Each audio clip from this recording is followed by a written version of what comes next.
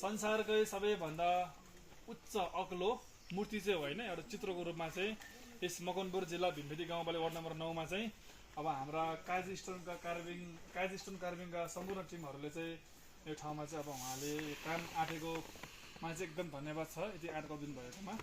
र अब आजबाट चाहिँ काम सुरु भइसकेको छ शुभारम्भ। हामीले आज पाठ पूजा पनि गऱ्यौँ है। अब आजबाट हाम्रो लगभग यो काम सुरु हुन्छ। यसमा चाहिँ अब हाम्रो 150 फिटको गुरु पद्मसम्भवको चाहिँ चित्र चाहिँ यहाँ बन्छ, भित्तामा चाहिँ बन्छ। यसलाई अब हामीले स्थानीय भाषामा यसलाई हामीले ताराभिर भन्छ। हाम्रो अब क्षे भाषामा चाहिँ यसलाई नाममा चाहिँ छिरिङजोङ भन्छ। यो चाहिँ एउटा एकदमै धार्मिक ठाउँ, गुरु पद्मसम्भवको एउटा ध्यान गर्ने ठाउँ पनि हो यो माथिको चाहिँ त्यहाँ सबै। के भएको हुनाले अब यो एकदमै एउटा पवित्र ठाउँ। यो तपाईँको ढुङ्गा पाहाड मात्रै सीमित नभएर एउटा ठुल्ठुलो गुरुहरूले बास गरेको ठाउँ भएको हुनाले अब हामीले यसलाई चाहिँ एउटा संरक्षणको हिसाबले मान्छेले एउटा दर्शनको हिसाबले चाहिँ यो काम आँटेको छौँ। यसमा अब खाइबाजीहरूले पनि साथ दिनुभएकोमा यहाँहरूलाई पनि धेरै धेरै धन्यवाद भन्न चाहन्छु। लस्तो ठ्याबुलजी,